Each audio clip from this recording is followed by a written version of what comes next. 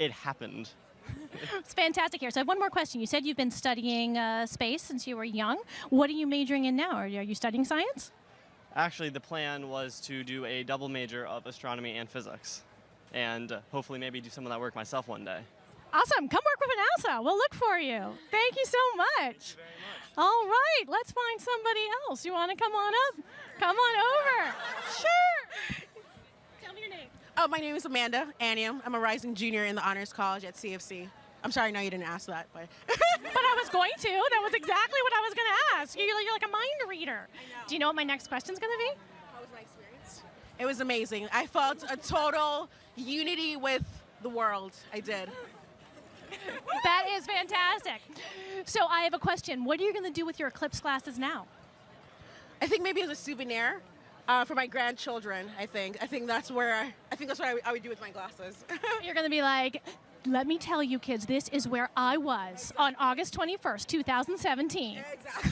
Yeah, she summed it up pretty well. Fantastic. Thank you so much. We are going to go back to Dwayne Brown, and we'll be back later with more conversations from the college. Thanks, Karen. It's always good to see the young, and I see some inspiring scientists out there. Now, let's take a look at the highlights from today's events, and when we return, we'll learn more about how the astronauts viewed today's eclipse.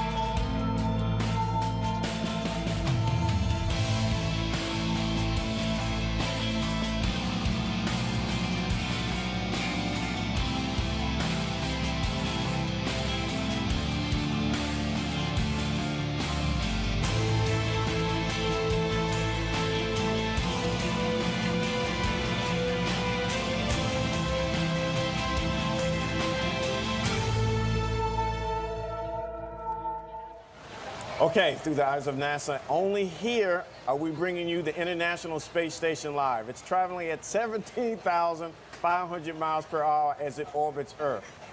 Now, from NASA's Johnson Space Center, we have Rob Navius in Mission Control. Rob, over to you.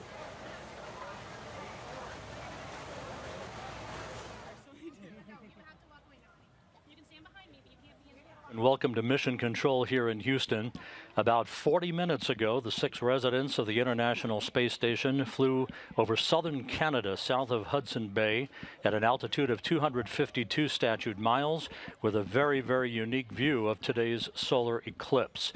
We're going to be talking with the crew in about 18 minutes from now and sharing some of that very, very unique video with you. It was spectacular, I must tell you, and digital still imagery that Randy Bresnik has captured throughout the course of the first 2 of 3 passes the station is making over the eclipse throughout the course of the day today. That has already been posted on social media and will continue to be posted as the day wears on. But we're looking very much forward to talking to the crew and getting their impressions and thoughts as they passed over the eclipse just about 40 minutes or so ago.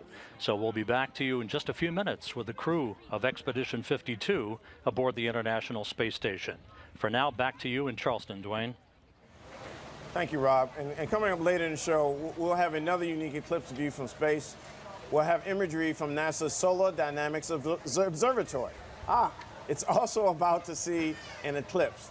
So, SDO, Solar Dynamics Observatory. Alex, tell us a little bit about SDO.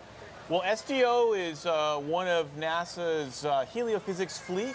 It gives us an unprecedented view of the sun. Incredible detail, incredible time and spatial resolution. It shows us 10 different wavelengths of light at the same time, showing us in mostly extreme ultraviolet light, the sun's outer atmosphere, corona and chromosphere, where we can see all of the dynamic phenomena that's happening.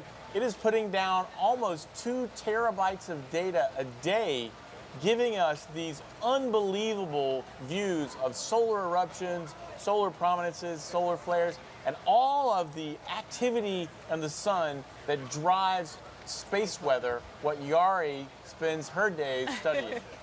I mean, it's just an amazing mission because it lets you see in so much higher resolution the images from the sun that you can actually understand the origins of space weather and those solar flares, the corona's mass ejections. I mean, put it in perspective, it's like downloading more than 1 million pictures a day. That's how much data. SDO, wow, that's incredible. Okay, so we're going to go back to Karen Fox, who has a pretty important person with her.